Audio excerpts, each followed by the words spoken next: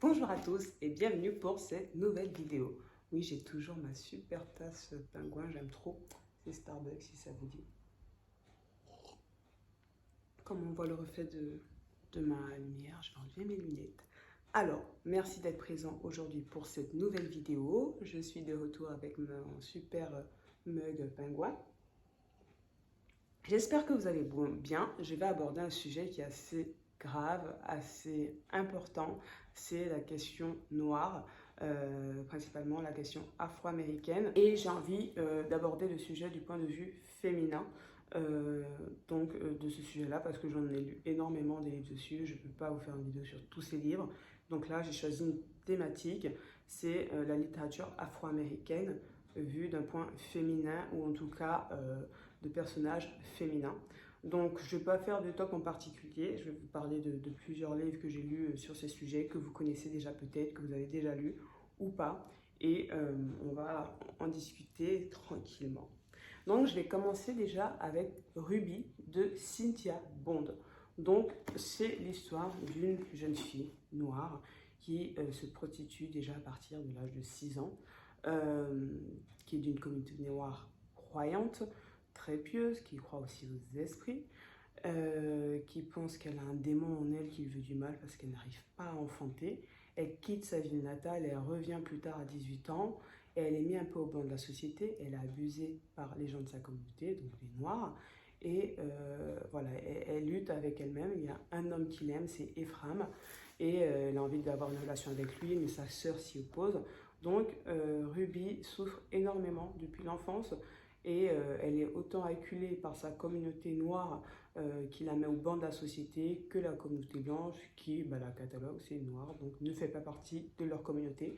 Donc c'est un livre qui est très poignant, qui est assez violent. Il est paru en 2014 aux éditions, c'est quoi cette édition? Christian Bourgeois, je sais pas. Donc voilà, c'est un livre, si vous voulez connaître un petit peu la question noire aux États-Unis, il est très bien, ça se situe dans les années 50. Donc à New York et plutôt dans les terres des États-Unis, où là on ressent vraiment le racisme. Je vais ensuite vous parler de la grande Toni Morrison qui nous livre le livre donc Délivrance. J'ai beaucoup aimé ce livre. Donc il est paru quand celui-là? Il est paru en 2015 et je l'ai aux éditions 18. Donc c'est l'histoire d'une fille qui est noire. Ses parents sont clairs de peau, mais elle est noire. Donc déjà, elle pose problème visuellement à sa mère qui ne comprend pas pourquoi sa fille est aussi noire. Pourtant, elle est très belle, elle a une super vie, elle se débrouille bien. Mais voilà, sa mère a du mal vraiment à l'accepter en tant que fille parce que elle n'est pas à son image, parce qu'elle est trop foncée. En gros, son père il se barre, sa mère a du mal à l'accepter. Par contre, elle vit une vie super, elle a une superbe carrière, elle se débrouille très bien. Non, parce que on sort un petit peu de la question raciale, parce que voilà, elle subit un accident, elle est recueillie par des gens qui vivent dans la forêt. Et on traite, hormis de la question noire, du sujet de la pédophilie. Donc ça vaut vraiment le détour. C'est assez poignant et assez juste. L'histoire est vraiment très intéressante. Je vais ensuite vous parler de Fille noire, Fille blanche de Joyce Carol Oates. On a deux personnages. On a donc Minette qui est noire et Gina qui est blanche. Elles ont la même chambre, elles cohabitent à la fac. Donc Minette vient de la communauté noire, elle est boursière. Et Gina, elle, c'est la fille privilégiée, la fille blanche. Et ce que j'aime beaucoup, c'est que ce n'est pas manichéen. Donc, il est paru en 2006 et je l'ai aux éditions Philippe Ray. Ce que j'aime beaucoup, c'est que c'est pas manichéen. On n'a pas la fille noire qui est victime, qui souffre ou quoi. Elle a un caractère assez compliqué, elle est même chiante en fait. Et limite, on se demande si elle provoque pas un petit peu la situation du racisme ou je sais pas comment ça se passe. Et on a Jenna qui est hyper gênée, qui a envie de l'aider mais qui n'arrive pas. Elle a envie d'être aidante, elle est gênée par sa situation privilégiée, elle fait au mieux et en face on a une Minette qui est très capricieuse et ça finit pas forcément bien. Donc c'est assez intéressant comment c'est traité parce que on a un personnage noir qui a aussi sa personnalité, elle n'est pas obligée d'être douce et docile, d'être super gentille, elle a son caractère et c'est ça que j'aime bien. J'enchaîne avec La Rose Noire de Tananarive Due. Donc vous le connaissez peut-être parce qu'il y a le film sur Netflix qui a été adapté il n'y a pas très longtemps. Ce livre, il est paru en 2000, ça fait très longtemps que je l'ai lu, donc je vous avouerai, pour faire un résumé, j'ai un peu galéré. Donc on a Sarah, c'est une vraie histoire. Donc c'est Sarah J.C. Walker. Orpheline à 7 ans, mariée à 14 ans, maman très jeune, veuve à 20 ans, mère célibataire, elle se remarie et elle arrive à créer donc sa propre marque pour les cheveux. Elle arrive à créer un produit miracle pour les cheveux, pour les lisser les cheveux afro. Elle y arrive, elle deviendra millionnaire, non sans effort, non sans sacrifice. Et on voit tout son parcours qui est très difficile parce qu'elle est noire. Donc c'est une époque où, en tant que noire, on est en pleine pleine période post-coloniale, donc en pleine ségrégation. Et puis c'est une femme tout simplement, donc déjà en tant que noire c'est chaud, mais en plus c'était une femme, donc à cette époque-là même les femmes blanches ne pouvaient pas vraiment avoir leur business ou quoi que ce soit, et là vraiment elle se bat pour être indépendante, pour être une femme d'affaires, et elle est confrontée, elle a plein de bâtons dans les roues, donc c'est vraiment un livre de lutte qui force le respect et qui dit on peut y arriver en fait. Donc si elle peut y arriver, moi aujourd'hui en 2020, si je veux créer mon truc, allez motivation, tu lis ce bouquin, elle te donne la pêche. Donc moi je l'ai lu aux éditions, c'est France Loisirs. Hein. Vous savez, moi ma mère elle était abonnée à France Loisirs au paquet. Donc j'ai beaucoup de France Loisirs et il y a plein de pépites d'ailleurs. Donc La Rose Noire, je vous conseille, vraiment c'est un livre, c'est un combat d'une femme noire à une époque qui est juste pas évidente avec ces deux critères-là. Je vais ensuite parler de La colline aux esclaves.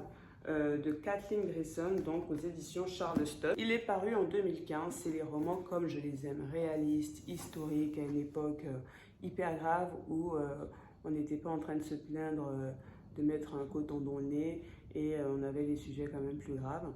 Donc on a notre petite Lavinia qui devient orpheline et se retrouve dans une plantation aux États-Unis où elle subit tous les sévices que peut subir une jeune fille jolie, métisse, à cette époque-là. Donc Lavinia, c'est une petite fille irlandaise, métisse de 7 ans qui perd ses parents lors de la traversée en bateau transatlantique. Le capitaine l'emmène chez elle dans sa plantation pour s'occuper d'elle, où du coup elle va travailler avec les esclaves. C'est une belle fille, métisse. On va la marier à un homme blanc, Marshall, qui est très violent. C'est en fait le fils du capitaine qui est très gentil, donc c'est un mec qui est alcoolique.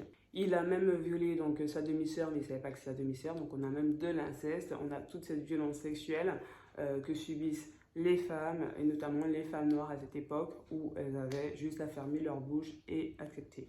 Forcément, il y a une issue à la fois dramatique et un petit bout de lumière. Et c'est vraiment, j'aime beaucoup ce type de roman qui nous plonge dans cette histoire où je me dis, dans une autre vie, j'aimerais ne pas être à cette époque, même à aucune en fait, je ne voudrais qu'être qu'à cette époque. Voilà.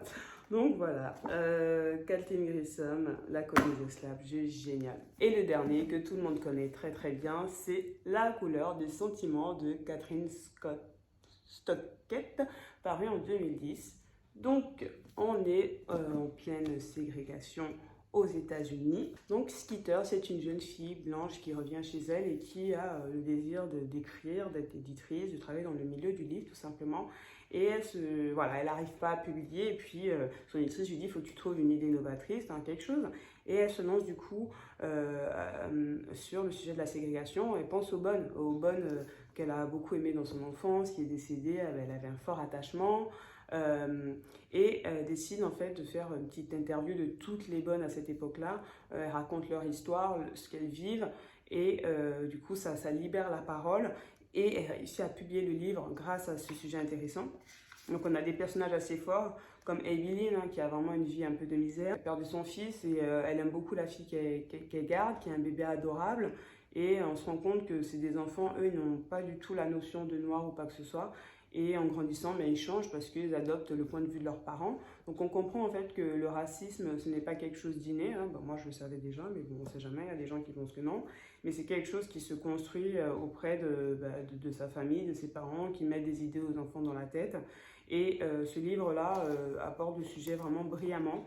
Et puis à la fin du roman, grâce à ce que Skeeter a fait en écrivant ce bouquin, ben, ça permet justement de mettre ces blancs face à leur idiotie, des histoires de toilettes séparées parce que tu es noir, tu dois aller dans telle toilette, et que finalement la ségrégation n'a pas lieu d'être. Donc c'est un très beau livre, voilà, ça donne un peu de l'espoir.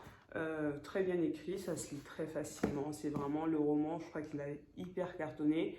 Il y a le film aussi, il est super sympa. Donc je trouvais que c'était important pour moi de parler de ce sujet-là, de la question noire, afro-américaine, du point de vue des femmes comment elles l'ont vécu. L'homme noir aussi, il souffre énormément dans tous ces récits-là. Et la femme noire encore plus parce que c'est une femme en fait. Parce qu'en plus de subir le racisme, mais elle subit aussi le sexisme jusqu'à nos jours. Voilà, donc j'espère que ça vous a plu. N'hésitez pas, si vous avez d'autres livres à me conseiller sur cette thématique, je suis preneuse. Et je vous dis merci beaucoup. Sayonara.